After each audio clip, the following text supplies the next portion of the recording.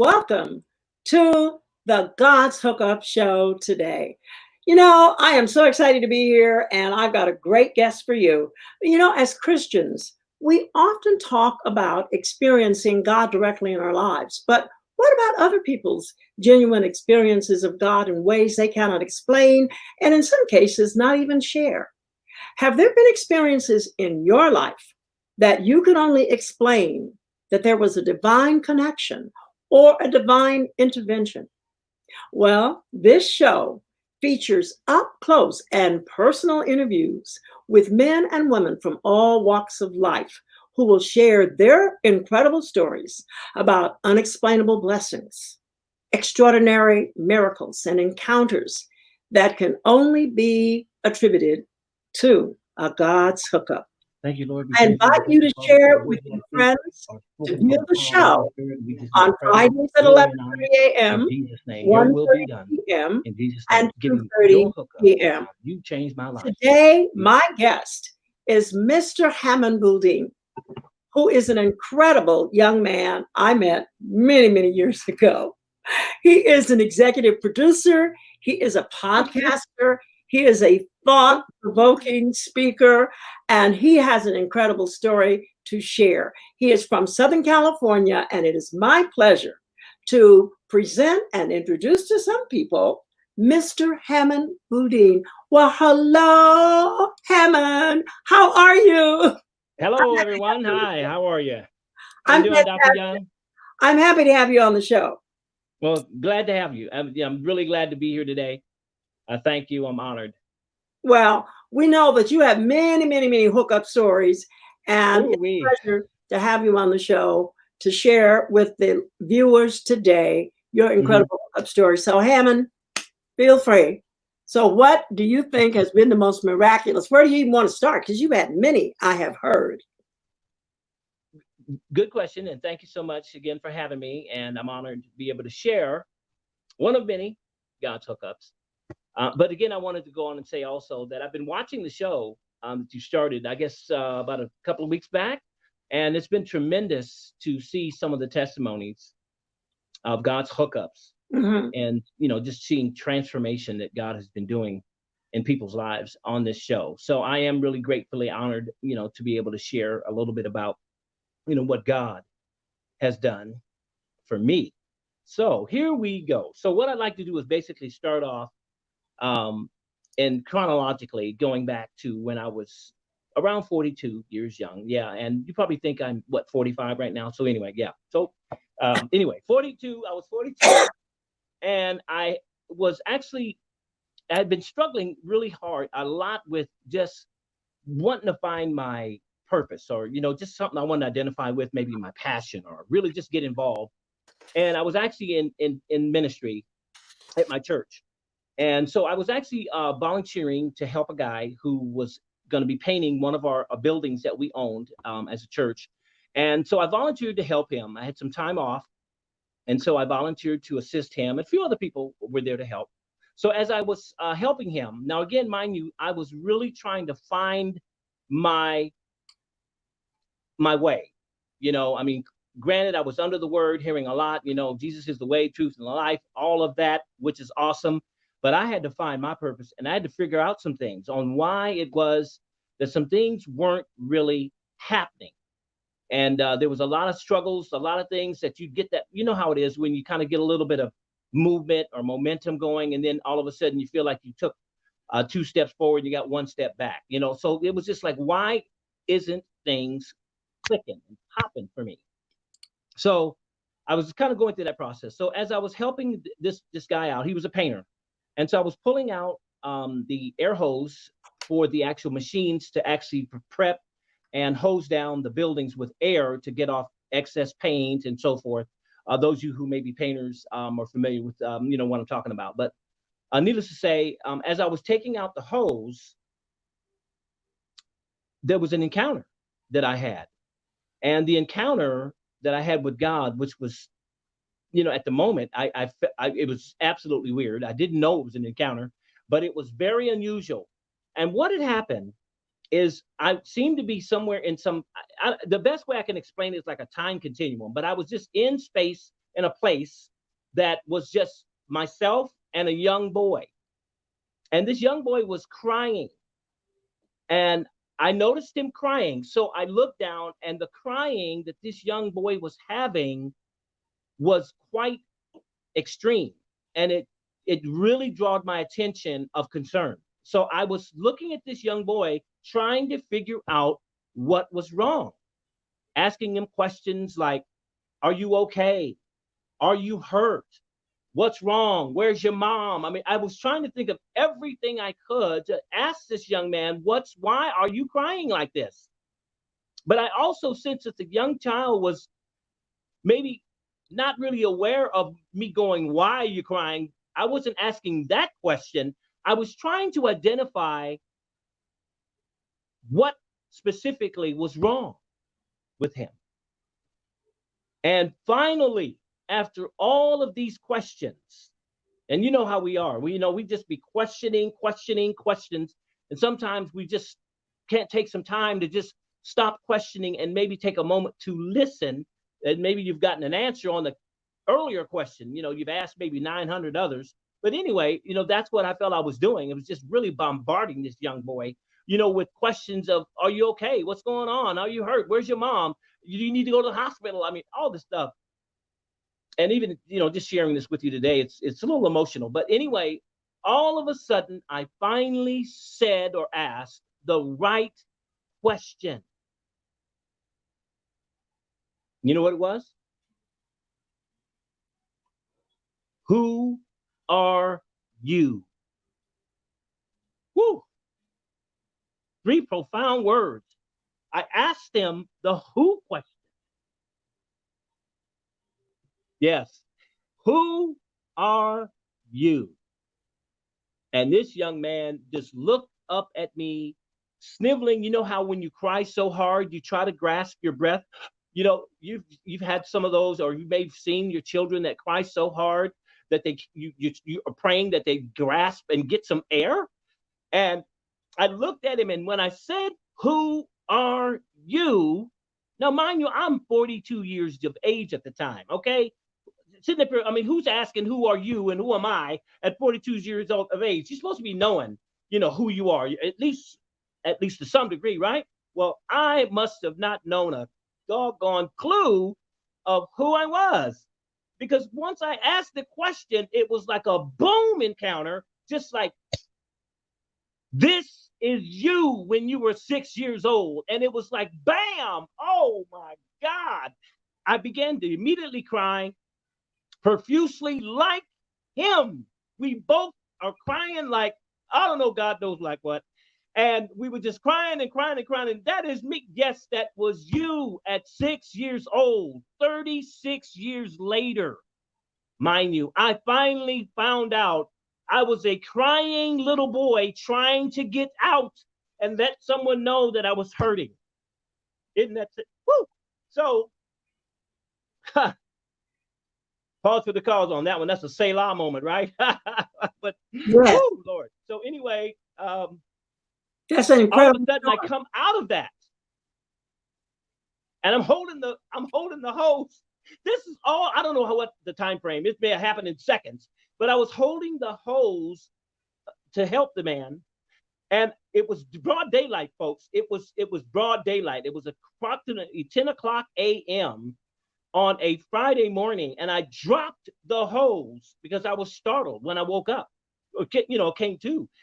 And when I came to, I was crying, literally tears just literally pouring down my face, when I was realizing that I had saw myself crying at 6 years old so hard, could not answer the questions that were just very basic questions that we even get asked today when we're crying. Are you okay? What's wrong? Is there anything I can do? What's the matter? And then you have the other question. Why are you crying? What's wrong with you? Man up. You're a man. What are you doing crying? You ain't got nothing to be crying for. So you've got another voice that's telling you to man the heck up.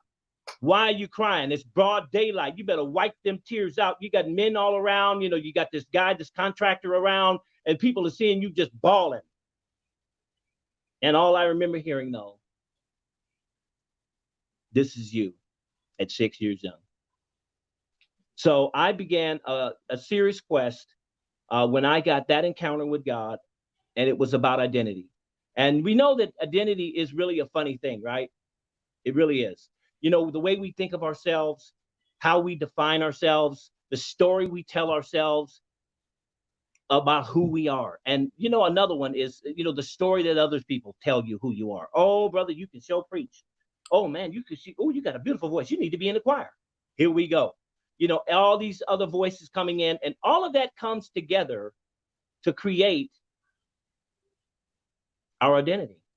And so he had to take me in a time continuing lapse of looking at where did I start losing the identity of a young boy maturing to a young man, 42 years of age, married with children.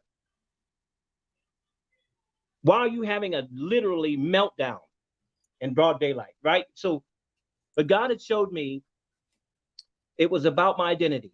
I don't know who I am. There could be some of you, same thing. Some of us don't like to admit that. I sure wasn't going around telling people, hey, how you doing today? Oh, I'm pretty good. I just don't know who I am. No, we're not going around shaking people's hand, telling people that. This is what I did. So I'm not sure what you did, but I started building a wall. Is what I found out. The Lord had shown me I was building a wall, and the wall was not to keep people out. It was to keep me safe. It was to protect me. I built the walls of what? I did it brick by brick. I built walls of rejection, walls of abandonment, a brick of just loneliness. I started building these walls because I was left as a young child by my dad. He just left me and left my mom and left my sister, just walked out. I mean, you know, so I thought I dealt with something like that. You know, you get saved, you hear, you know, get God, and you're just moving on with the things of the Lord. And you come to find out there is something pivotal in your life that you really need to take a look at. Mm-hmm. And that's what I did, folks. I just took a look at just wanting to find out, you know, what it is that I needed to do. And God started showing me, you know, that all of the things that you learned, all the things that you heard were not what I wanted. Well, it wasn't his perfect plan. So what I found out that the actual encounter with myself, you know, at 42 years of age, that the walls that I had built for so long, I was using them. Now, listen to this. I was using the walls to look out and hide. And I mean, look out to sea. And I would show myself to you for a moment. And then I would put the wall or the brick back up because I didn't want to be discovered. I didn't want to be really transparent. I was afraid of you really getting to know that I didn't really know myself. And so I didn't, you know, I was very guarded, you know, and protected, you know, because I felt, bottom line, that I was abandoned. And then it was these noises I was hearing. So here I am, 3 years old, in the playpen. You know, my mom could verify and go, you know, back up on this. But, you know, I'm in the playpen and I hear dresser drawers opening and closing. I hear words. I didn't know what they were at that age, but it was conversations with my dad and my mom, and my dad saying, I've decided I don't want to be married to you anymore. These were words that were spoken into me as a young child, listening, but not really understanding. And that's 3. So 3 years later of that, and then the door opening and closing. So it was this shutting out of life. I began to really struggle with trying to, as I said earlier, identify my purpose. And it was difficult. It was really difficult. So I went to my pastor, talked to him a little bit about it, and he gave me some guidance. And through much prayer and mindset renewal, We typically hear that scripture a lot in Romans 12, to be not conformed and fashioned and shaped to the things of this world, but be what? Be Transform. renewed. Get your mind renewed, get your mindset fired up, and knowing that God has called you, God has got a purpose for you, and to identify what things in the past have shaped you, Mhm. and then begin to change the music. So let me give you this example. And by the way, Dr. Young, you look fabulous. Thank you. Have you ever watched a movie or a video clip or a movie clip, or a trailer, let's say, and all of a sudden you notice there's no music to a trailer you're watching? Isn't it weird? That's very hard to get used to, is watching a video clip or trailer and there is no music. Or what if you saw the video clip and the music was distorted? You really couldn't get into seeing the video clip and enjoying the video clip. Why? Because of that sound. So that's what I discovered, folks, is the sound of my story in life had to be changed. And so I made a decision. And with that decision, I made a commitment to change the music to my story. And hence, by changing the sound, was with words of hope, words of encouragement. I had to dig deep with books and with that word, and which was able to start transforming my thought patterns and understanding that I can make it, that I am who God says I am, that I have purpose, that his thoughts, his plans for me are not for my demise, but he has a future and an expected end. And so with much work, and I will say this, are you ready for the spoiler alert? Spoiler alert, whoop, whoop, spoiler alert. The work is not easy. And we're still all working there, trying to get there. And I just want you to know and be encouraged through prayer and through much application and work and diligence in wanting change and wanting to also find out, who I am and who he is and where I'm supposed to go, has gotten me to some places, through some doors that I never thought I ever could, go through. But it was really just wanting to settle in and understand you have purpose. There's a plan for your life, Hammond. And stop trying to wear the mask and, like a chameleon, blending into the situation. And then once people start discovering who you really are, you run and hide. Now it's time for transparency. Now it's time to just be open and just let God in and begin to change Hammond. And that's pretty much one encounter that happened when I was 42 years young, Dr. Young. Wow, what a powerful encounter. I mean, it is not every day that we have a God hookup to go back and see ourselves at a certain age. And so that is a profound, and I had told my viewers out there that on the 2:30 show they were going to hear this dramatic God's hookup. And there have been others in your life, but I want to thank you for sharing and being transparent to show how one has to dig deep and go inward, as opposed to how you were hiding all those years, the real Hammond. So it's like, will the real Hammond stand up today? He has stood up.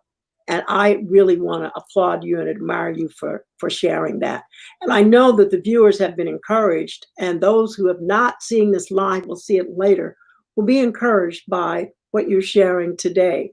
Now, one of the things I do know that, which I want to have a few minutes just to say, is that you have started your own podcast, and it's about momentum.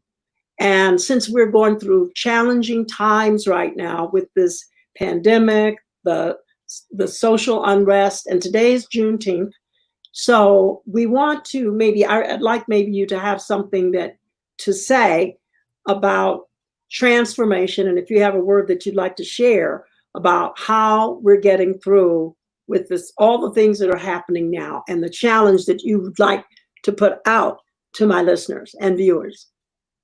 Okay, thank you. I'd be honored. Um, she did reflect, Dr. Young, that I'm on a new venture, a podcasting journey, and the show's called Momentum Speaks. And I come out every week with momentum tips, strategies, tools that you can use to put in your tool bag. Because in light of all that has happened, with instability, insecurity, lack of movement, and even uncertainty, we are asking ourselves some really tough questions. Really tough questions. How to get started again? What now? What's the new normal? When will things get back to normal? It has started us to kind of feel like we're stuck. I like to call them ruts. You know what a rut is? A coffin with both ends knocked out. And feels like we're stuck in ruts, seeing no clear way out. And with all this time we're experiencing with being isolated, we start feeling irritated, overwhelmed. Who would have imagined that we'd be in the house stuck with our families day after day after day? And with all this time that we've had, so God had given me an idea to start something that can help people generate and jumpstart momentum. And now there are a lot of energy drainers that we're experiencing that are coming out of hiding. And, for me, I kind of check the news. I don't watch news. I check to just stay up and above. I check on it. But I know that they come out, and there's energy drainers that I'm talking about. Procrastination's one. There's some things that I believe a lot of us have maybe been, given some great ideas, a passion, a dream. And there's a very good time now that we can actually utilize some of the time that we've had Amen. to birth some things out of us that we may have not had the time to really do. So kind of like in our own way, every one of us is trying to do our part to kind of navigate, through some of these tough times, with the best way we know how. So that's what God had put on my heart, because it was like, enough's enough. Okay. It's time for us to reach out and grasp your moment with Momentum Speaks. And, the show is really designed to kind of help you identify and eliminate some of the energy drainers, that in order to kind of regain and realign your focus and change your shift to what was important. And that can move you forward. That can give you a feeling of significance, purposefulness, and fulfillment. And that's really the underlying message of Momentum Speaks. I recently just did a show on, how to start your momentum, in the midst of a post-crisis world. And we're dealing with some post-pandemic issues that are coming out. The wheel is starting to turn a little, and people are starting to move. Some people are moving faster than some others, and maybe faster than normal. But some people are trying to get a sense of life again.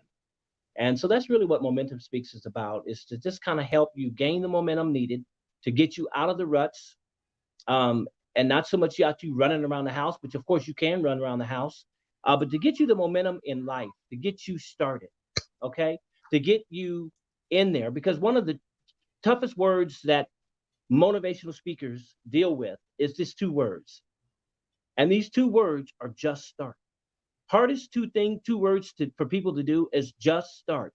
So I'm encouraging each week for you to just get started on some of the simple things. You might have a closet that you need to clean, a garage you might want to clean out.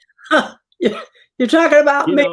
A resume that you may need to retweet to send out that you've been putting off, a business plan that you've really been wanting to do to get some momentum, to get it executed. They say leaders go first. So let's start going first in life. Yeah.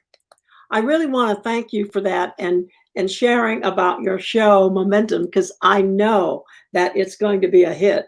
And I just want to thank you so much for sharing today and caring enough to be vulnerable enough to share that story about that little boy. I was almost in tears myself, thinking about that little boy and the confrontation of who are you? And that is so prevalent today. And being my first male guest on the show, I really, really thank you. And I really hope that those who would like to be on the show, you certainly can share and be on the show by contacting me. There you are, at drb@godhookups.com, because we'd love to have more men share their stories, come out of hiding, so to speak, and share. We are on the show every Friday.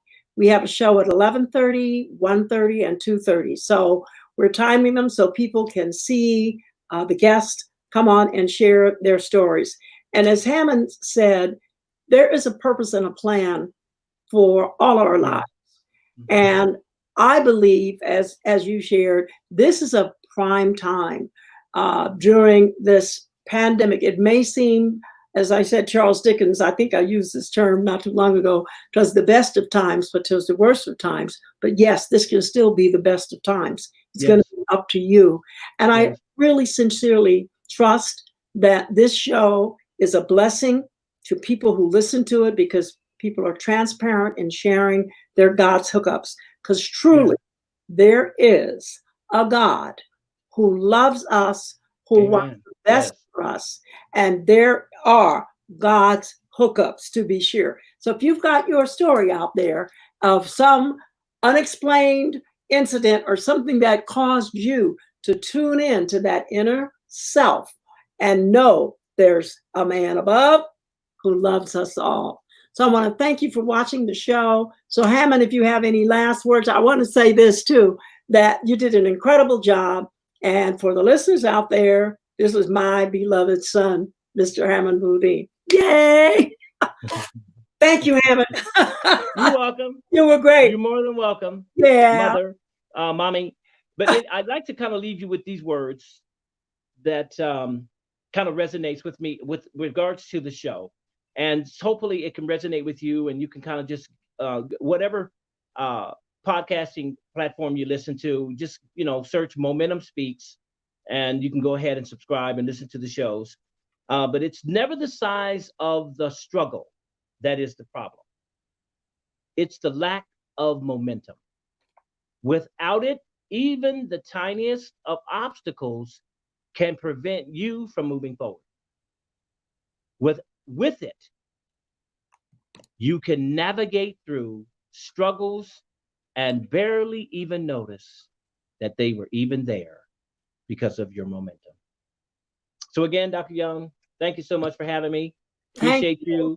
Appreciate your listeners, your watchers, your audience, and those that maybe may have chimed in. I sent some, I went and did a little marketing and get some people to tune into the show, because it's the first time that I've actually put my show out there in the stratosphere. Yeah. So you guys were blessed and fortunate to hear it first on God's Hookups. So stay tuned next week. We have 3 more guests that'll be on God's Hookups next week. Thank you for listening and watching. Thank you, guys. Peace. Have a blessed week. Woohoo! Love it's you. The weekend. All right. Yay. Bye. Thank you, Hammond.